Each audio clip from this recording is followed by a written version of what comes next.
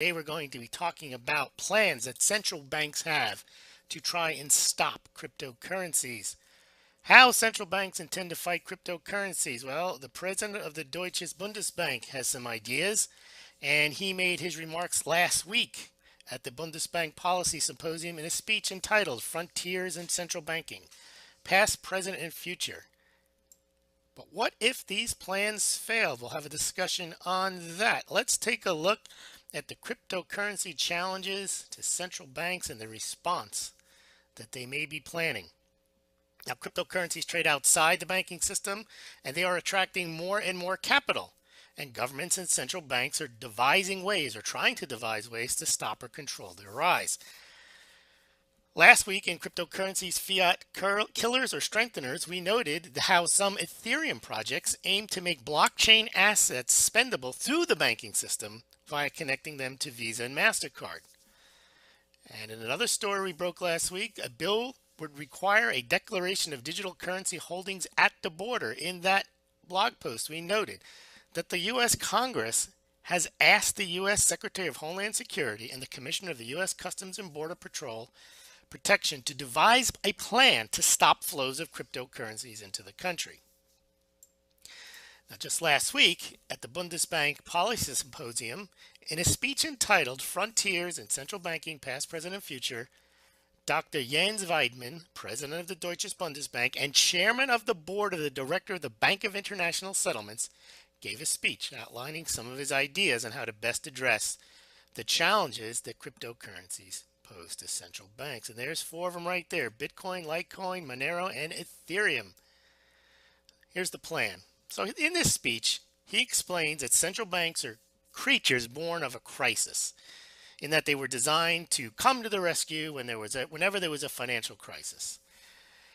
And Dr. Weidmann noted that market interventions by central banks often provide financial stability, but not without creating additional risks. And towards the end of the speech, Dr. Weidmann remarked that policy intervention may be required not to address a crisis this time, but to address technology. Digitalization has the potential to provide financial benefits to the economy, with the risk, however, of disintermediating central banks. That's the main issue they have.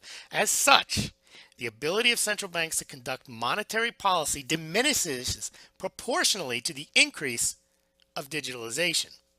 So, Dr. Weidmann dismissed the notion that these privately issued digital currencies would eliminate central bank currencies, although the thought must have crossed his mind. He was reasoning that central banks are better able to deliver price stability than a rigid monetary rule or an algorithm. Be that as it may, he still is concerned about the rise of cryptocurrencies. And for one consideration might be that the central banks themselves would issue their own digital currencies, which is something that we saw the central banks of Russia and China are considering. If central banks create digital currencies, it would make those holding their liquid assets in the form of those digital assets, those digital currencies issued by the central bank, safer. Because according to Dr. Weidmann, central banks cannot become insolvent. So if you have your digital assets, your money in the central bank, you're better off than having it in a private bank. And Dr. Weidmann notes, however, that in times of crisis, money holders would withdraw their bank deposits and transfer them into the official digital currencies of the central bank, thereby rapidly withdrawing liquidity from the private banking sector, in effect in a digital bank run. And without deposits, Mr. Weidmann observes, banks could not make loans. So here's what he concludes. My personal take on this is that the central banks should strive to make existing payment systems more efficient and still faster than they already are. Instant payments is the buzzword here.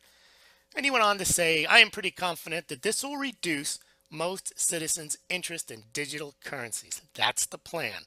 The central bank wants to make a better payment system. And that, he says, should most likely take people's interest, their eye off the ball of these cryptocurrencies. Here are the discussion points. 1. Will instant payment systems run by central banks render public interest in private cryptocurrencies irrelevant or keep them at the fringe? So if the central banks create these better payment systems, will that render public interest in cryptocurrencies irrelevant or keep them at the fringe? Two, what if the central banks do create these instant payment systems, but the public interest in cryptocurrencies does not abate? Three, will central banks instead, if they can't stop the rise of cryptocurrencies through fast payment systems, create their own digital currencies, as Mr. Weidman indicated they could, which would in effect kill off the private banking sector and become the banking system in their respective countries?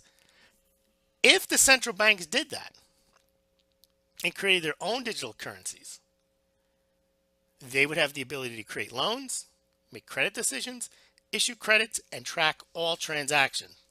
Do you think that's a possibility? Is that a good idea? And thank you very much to VJ for alerting me to Dr. Weidman's speech. You can check him out at Twitter there and also on YouTube. Let me have your comments below. Thank you very much.